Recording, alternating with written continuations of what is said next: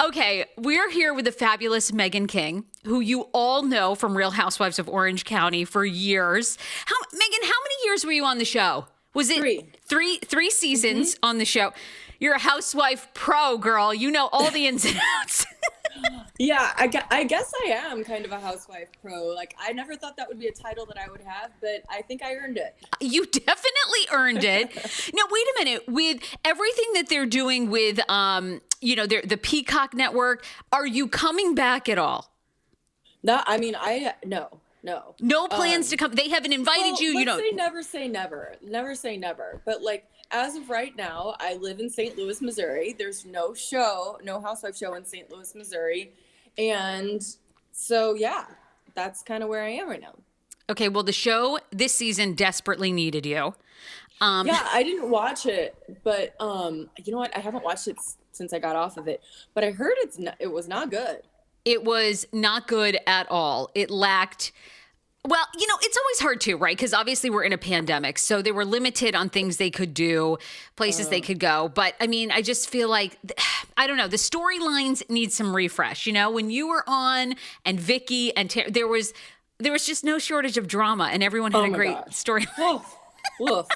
There was so much freaking drama. And like, oh yeah, toxic. It's toxic. Is it really toxic for real behind the scenes? Heck yeah. Okay, the thing is, you're on the show with, let's say, 5 women who you wouldn't normally necessarily pick to be your friends. However, in the world of this television show, we are the only people that exist. So we have to hang out with each other. We have to talk about each other. I can't talk about my best friend, Abby, or, who lives here and there, or like, no one cares. The viewers don't understand. It doesn't make sense. Like, there's no frame of reference whatsoever. So I'm stuck with talking about and hanging out with and doing things with these 5 different people. And maybe if I'm lucky, I might like 3 of them. And the other 2, I'm just like, get away from me. Like, I wouldn't touch you with a 10-foot pole if it was up to me. I don't want to be mean about it. Right. But like, I don't want to be your friend either. But you're forced into it. Who was the most toxic person when you were there? Was it Vikki? Vikki? Really? By far. Kelly was pretty toxic too. But when I was on with Vikki, that was the season that her boyfriend at the time, or fiance or whatever he was faking cancer. And I totally thought she was involved with it. I'm like, how do you sleep and live with someone and you don't know that they're faking cancer? So I didn't like her. Oh, Brookes. And she was mean to me because I found it out. Like, don't shoot the messenger. And was it kind of like well known behind the scenes that Brookes was faking it? I mean, no. Really? Like you don't think the producers had any idea? Tamra? None. I think they were like, this bitch is crazy. This new Meghan chick is off her rocker. I think Tamra's pretty intuitive. Tamra totally thought the whole thing was a fake, but she hated Brookes. I went in with an open mind, liking everybody. And I was like, these things aren't adding up. And so I started looking into it. No one knew anything. Really? Oh my God, that's so, because I always thought, behind the scenes, I'm like, I bet the producers, know that he's not sick. He never looked sick. He never looked like he was really going for treatment. You know what I mean? There were so many things that didn't add up. I don't know. The thing is, that was my very first season. So maybe they would have said something if I was in like my 3rd season. I don't know, because I think they were like, let this girl go. Like, she's doing her own thing. But I was like calling all of these hospitals and places. This is before I had kids, so I had extra time on my hands. But oh my gosh, it was fun. It was also, and I'm also thinking, I felt like I had a duty to prove that this man was faking cancer, because there's a lot of viewers out there watching this, and he's gonna say that juice cured him. He's gonna has interest in a juice company, and he's going to say that this juice company cured his cancer, and that's irresponsible. Actually, really good for you, because your gut instinct turned out to be 100% correct. I mean, that was one of the biggest scandals ever. What do you guys ever hear anything about Brookes? I mean, do you stay in touch with any of the women? I know I'd read that you were close with Tamra and Shannon. Yeah. Close with Tamra and Shannon. I'm close with Heather. I talk to Bronwyn on occasion. I've met Emily and Gina, and I would say I kind of stay in touch with Lizzie and Kelly. Yeah, so a lot of them. Yeah, you stay in touch with everybody. Okay. Wow. Yeah. And we never seem to hear much from Brookes. In fact, the last thing we heard from Vikki is she wishes she was still with Don. Oh my gosh. No, she doesn't. She's happy. But I don't know. I'm still blocked from her Instagram. Okay, did you hear any of the stuff this season about like Kelly being racist and all that, wearing a drunk? Okay, what's your take? You worked with her for a couple of years. I mean, are any of us surprised? Like, it is Kelly. She has no filter on her mouth. She says, she goes for the jugular. She says nasty things. Like, she's not exactly, doesn't have a lot of control over herself, I feel like. She's so impulsive. So I am not surprised by any of this. And I feel like Kelly is a little bit of a critical thinker, but overall, I think she's just like I said, impulsive. Yeah. So she'll pull out a Drunk Lives Matter hat. She'll say, all lives matter. She'll say those things. And I mean, it's just she's a little tone deaf at times, but I don't think she meant any harm. It's more ignorance than it is racism. From your experience from working with her. I don't think Kelly's racist. I do not. Yeah. I mean, I think there's a lot of people who are racist who pretend like they're not. I don't think Kelly's one of them. I think Kelly's a non-racist pretending like a racist, maybe. I don't know. That's an interesting take. I mean, but that's Kelly. She's like a total dichotomy, and she can be like the nicest, most compassionate person, and then she's like the queen bitch. So who knows? How hurt do you think Tamra is that she was, removed from the show? And I haven't heard that there's any plans to bring her back. I mean, she's kind of like a franchise alum as well. She's shocked. Yeah. Totally shocked. I mean, that was a huge part of her life for like 13 years or whatever it was. And I mean, for me, with only 3 years, it was, when I decided to quit because I was pregnant with the twins, I cried about it. And it was a hard decision for me to make. So I can't imagine how it must have been for 13 years. I mean, she was married to Simon and then got divorced to him on the show, got married to Eddie, who she's still with. Like, her kids grew up. It's just tough. I know. And her divorce was awful too, and didn't see her daughter for a long time. And sounds like they're back on the track to they see each other and they've reconciled, but she went through a lot too. I know. She really did. How about, and obviously, I think you do a great job of balancing your mental health, being transparent, but you've also been through a lot of shit yourself, with Jim and everything. How is it going? I know that the last time you talked about your divorce, there was no progress because of the pandemic. Are you guys getting any closer? Like, how? Yes, I think we're like, I can see the finish line. I'm so excited. I have an expensive bottle of wine I'm ready to open and just like put this behind me. No, I'm curious because I'm always curious when people cheat in relationships. In your prior relationships, had you always been cheated on, or was Jim sort of the first guy that you really knew of that cheated on you? I think he was the first one who cheated on me, but I trust people. I think they're going to do what they're going to do, whether or not. And I'm not, you do. Yeah. And I'm not a jealous person. And I think that if they decide to cheat, that's on them. That has nothing to do with me.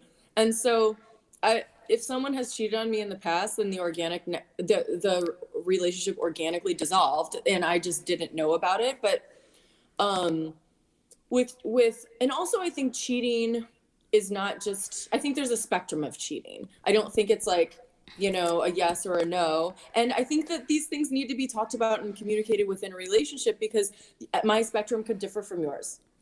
They totally do, because I agree with that. There is a spectrum of cheating, right? Mm-hmm. There's long-term affairs, there's emotional affairs, there's I got drunk and slept with somebody one night, there's I made out with somebody and confessed. Relationships and marriages. There's sexting. There's flirting. Is flirting at a bar cheating? Is is looking at porn cheating? I mean, there's a huge spectrum here. Has that experience made it hard to date and trust again? Because I'm a trusting person too, and I'm not a snooper. Yeah, I'm not either.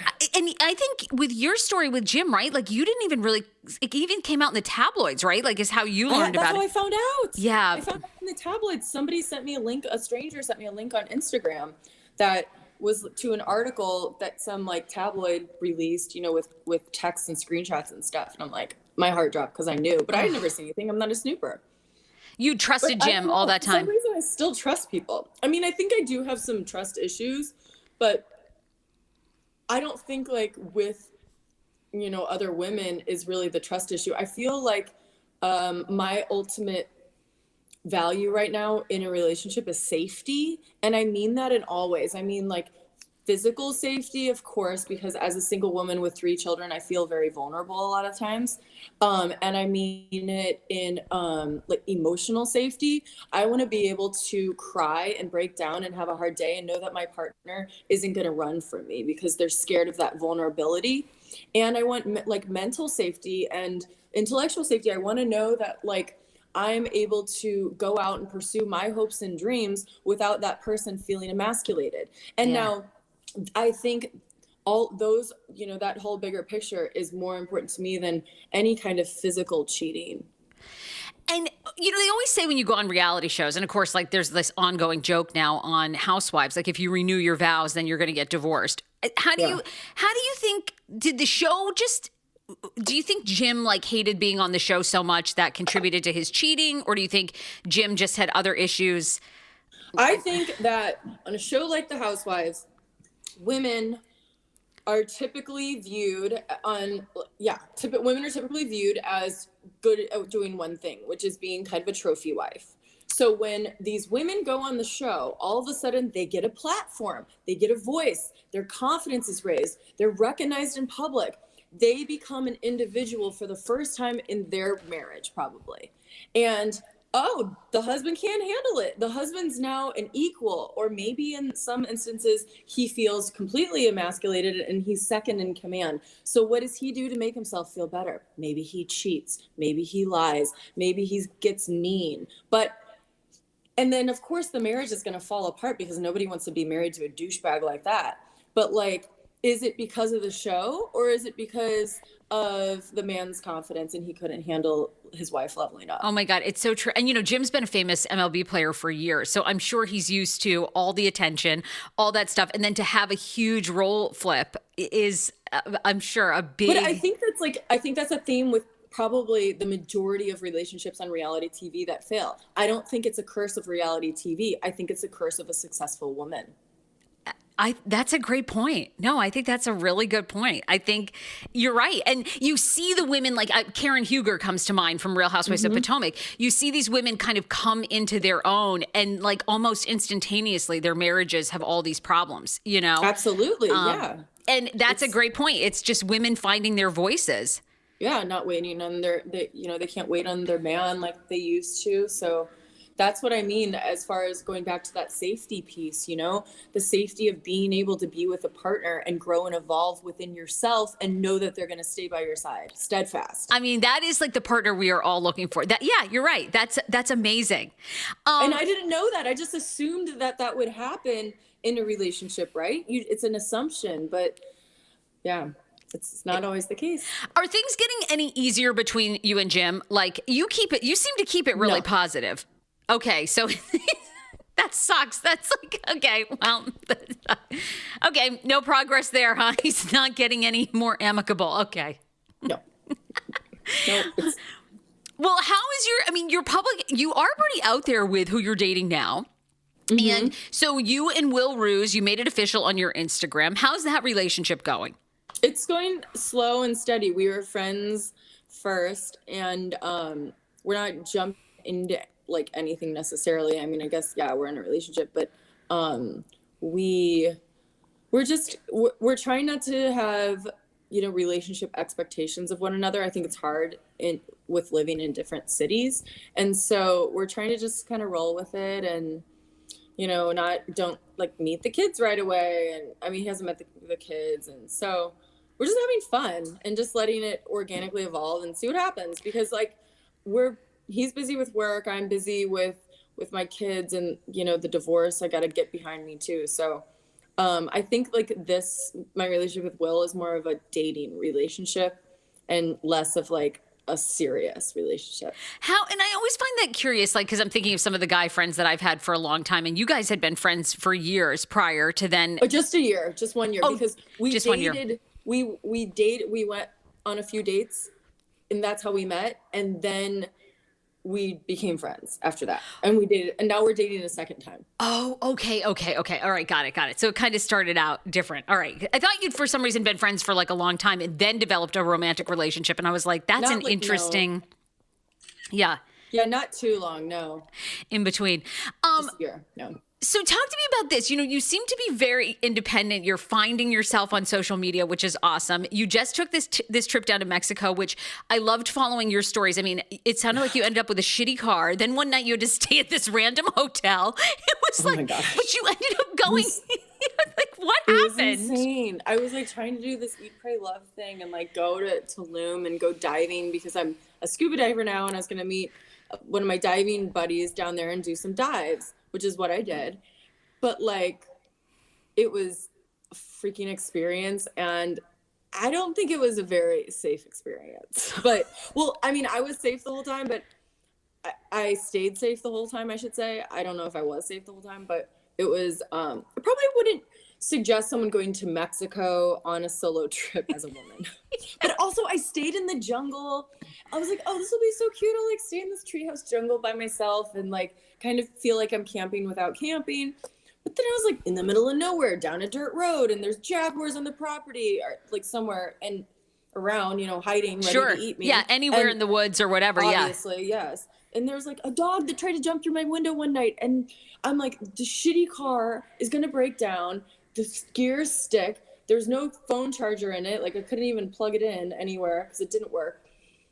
It looked like somebody had taken a Clorox wipe and wiped all over the windshield inside and outside. So it was like opaque at night with the lights coming at me and no service, and I can't see a damn thing, and the GPS doesn't work. It was an experience.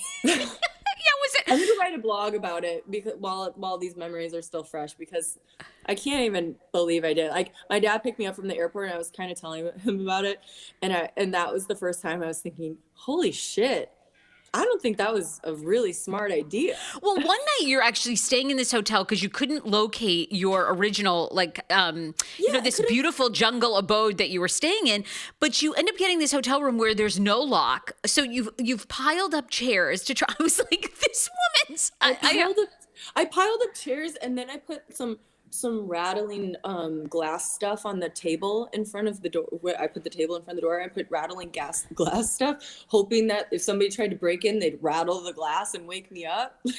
Oh my God. But get this, that night I heard somebody go jangling keys and trying to get in the doors, like several doors. Exactly. Oh my God. That's what I said. And so I was like, oh my God, what do I do? Like, where's my escape route? And I just turned on the light in my room, and it stopped. The jangling stopped. Okay, so it did seem on your social media, were people giving you shit about leaving your kids and kind of taking time for yourself? Or were you, because, you know, you posted this really nice, you went scuba diving with crocodiles, and you were like, you know, some people will say this is crazy, but, you know, I'm all about kind of overcoming my fears. Are people genuinely kind of nasty in your comments about you parenting? What did people say? Yeah, they're generally, I would say 50-50. A year ago, people were much nicer. I think the pandemic has given people like this level of anger that they don't know how to release in a healthy way. So they take it out on others, like me, for instance. Oh, that's an interesting theory. Why do you think that is? Just people are cooped up. They haven't seen they're cooped up. They have their lives. Like they're depressed. They're like not getting social interaction. And then they see me getting social interaction. They blame me. And they're mean to me, and it's like I'm their release sometimes.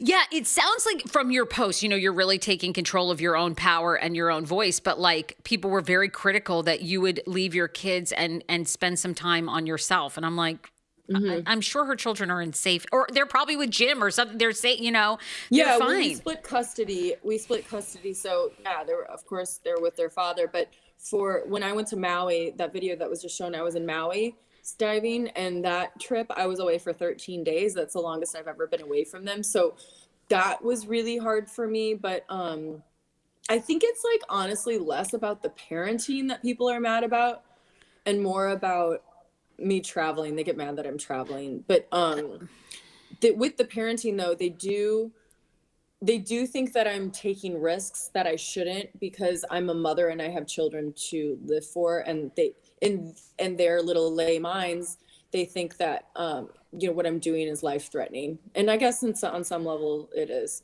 I love you, but you're like, but I'm living my life, so whatever, screw you. Yeah. Okay, now you've lived both lives, and I'm about to become a first-time mom, like in a week. Oh, congrats. So thank you so much. So I'm curious. You've lived the glamorous, Orange County lifestyle with a husband that's well known and wealthy, like the trophy wife that you were talking about, and then you're now you're a single mom navigating, trying to get through a divorce. This is kind of a funny question, but is there one life you prefer over the other, or how do you? Yeah, I don't know. I mean, I guess I prefer an authentic life. So if I feel like I was living authentically in both situations. And so that's what I prefer. But money doesn't buy happiness. I mean, to an extent that you can pay your bills, of course it buys happiness. Because if you can't pay your bills, you need more money and then you'll be happy, right? But after that, I mean, money doesn't buy a damn thing. There's nothing that money doesn't buy health. My son has a brain injury, and so I don't care, but I'm not going to lie. I do like fancy dinners and nice wine and expensive hotels. And nice handbags. Yes, exactly. Absolutely. A hotel with a lock on the door. Yes. Right? Yes. Yeah, you like is still very much me. Definitely.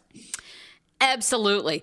And so I want to talk about your kids. I loved your fertility journey, which I think is so important. And I mean, at that time when you were sharing that, you must have gotten so much support from women going through it. You were successful with your IVF twice and with the twins. Would you do that experience again? I thankfully I was able to get pregnant on my own, but it looked like, IVF is no joke. It looks like a real process. Yeah, it is. It sucked. It was just very emotionally taxing because you're taking synthetic hormones to throw you into these cycles of this hormonal disasters, and you're up and then low. It sucked, and you're bloated and tired, and the shots hurt and they're scary and weird, and the whole thing feels very scientific and not loving.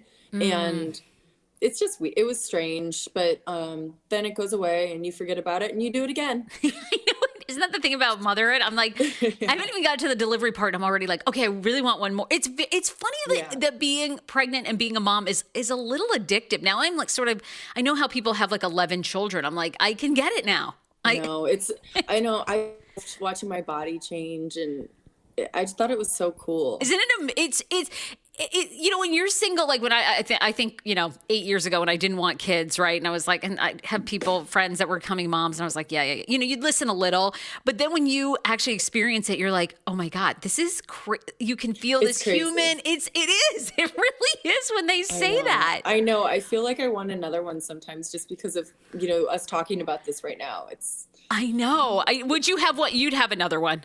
You're young. No, I mean, maybe with the right guy, but I got 3 and I'm having a lot of fun living my life. And I too are still in diapers, and I just can't really wrap my brain around another baby right now.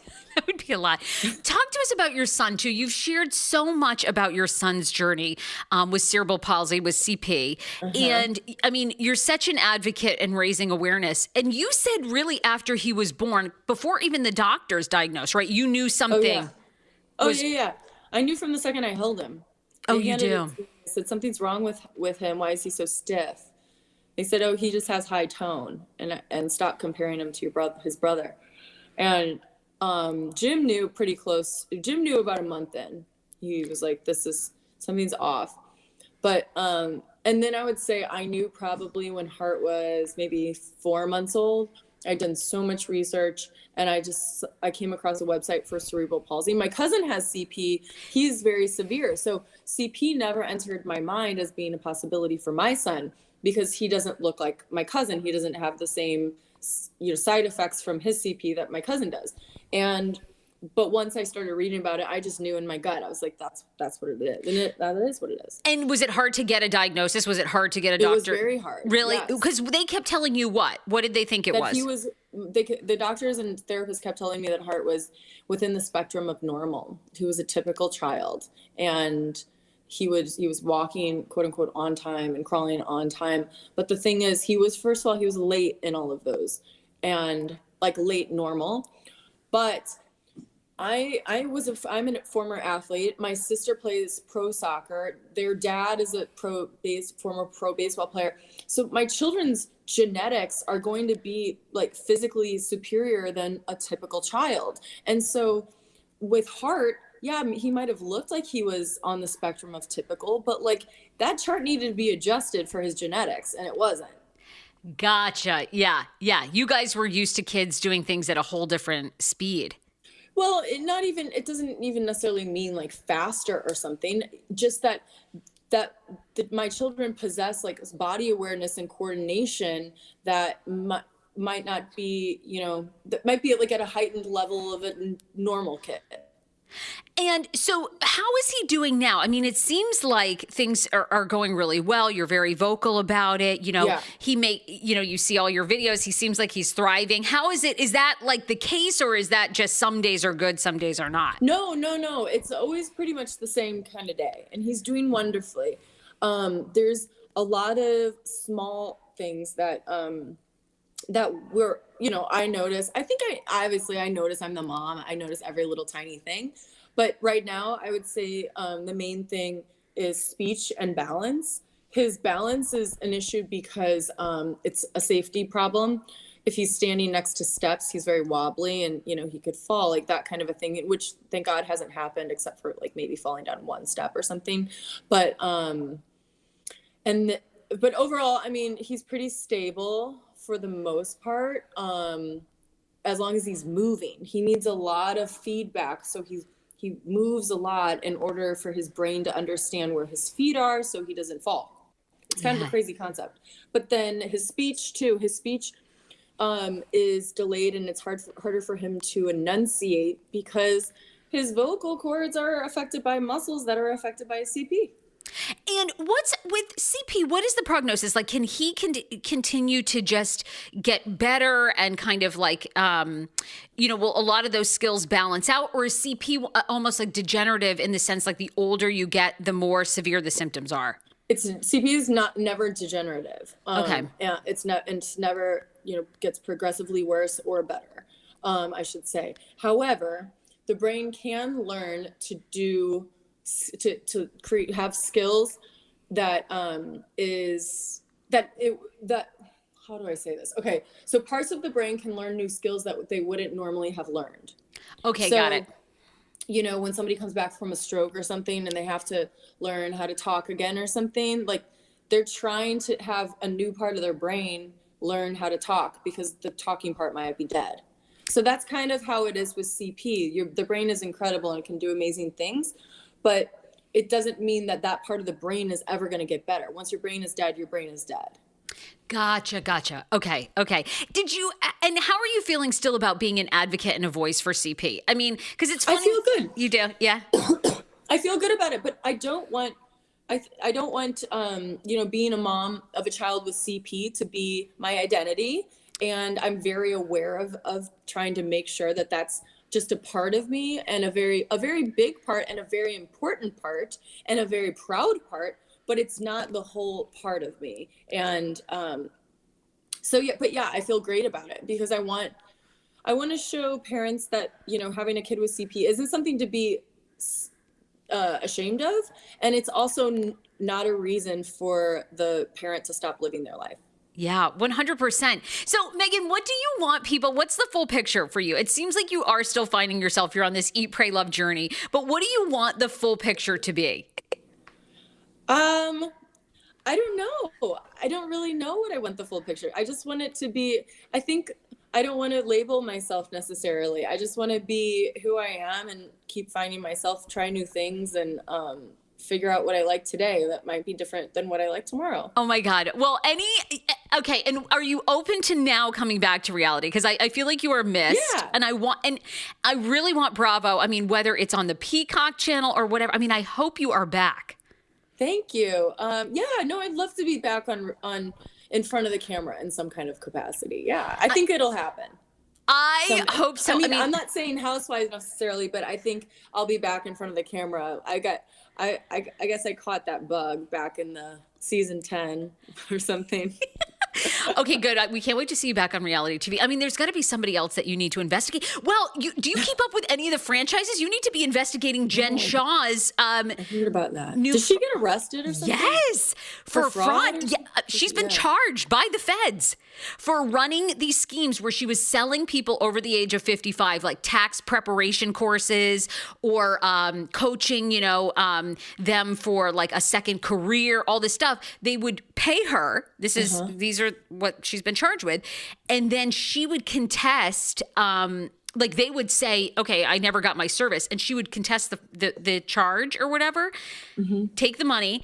In the meantime, while she was contesting, she already had all their information. So then she would resell all of their name, address, age, demographic, all that stuff to all those mailing lists that email lists. She'd sell them to those, to other predatory businesses. And then they would prey on them. Meghan is nuts. That's like a pyramid scheme preying thing.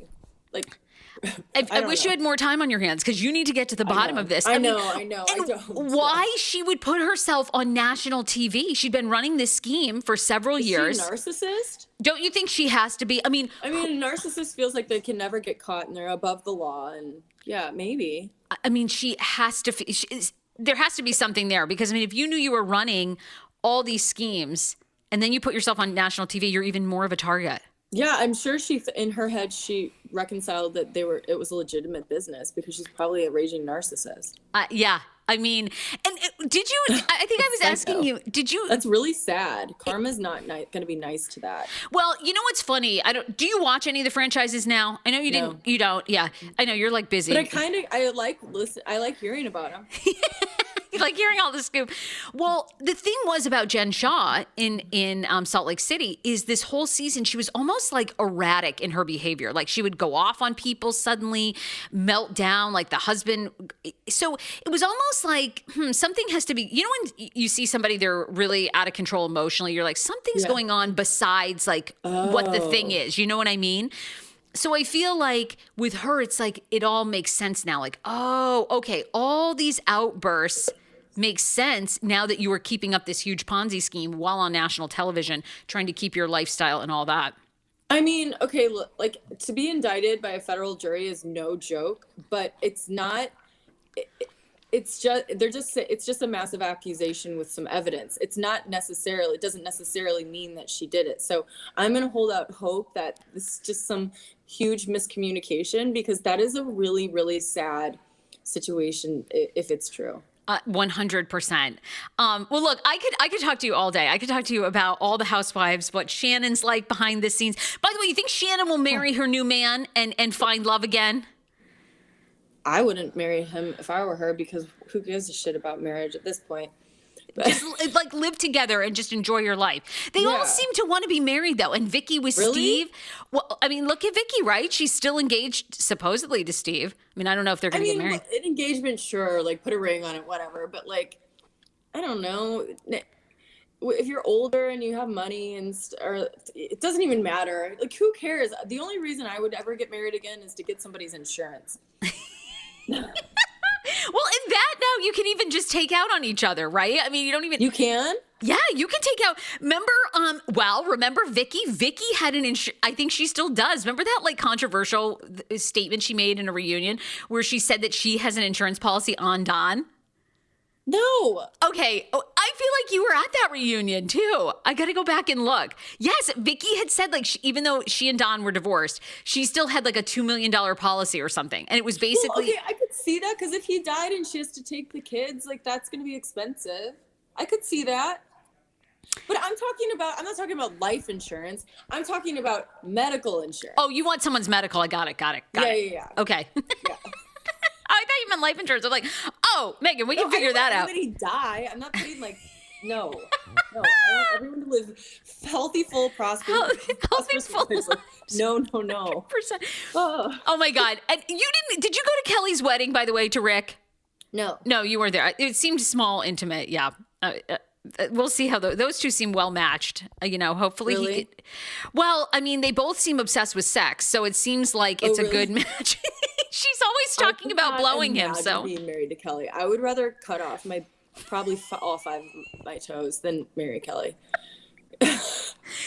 Rick seems to love it. They seem to be like all about having sex all the time, and then that's good. They go out and drink without their COVID masks, and they seem happy. Yeah. So okay, great. Go for it. That sounds like a great foundation.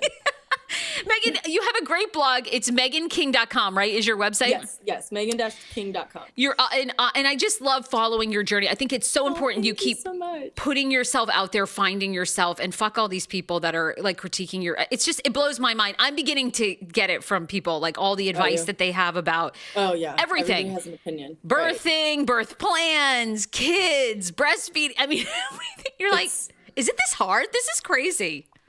Yeah, I mean, you just got to listen to yourself. Like, mommy knows best. 100%. And just be happy with what your decisions. Like, that's all you can do. Yeah. That's all we all can do. Totally.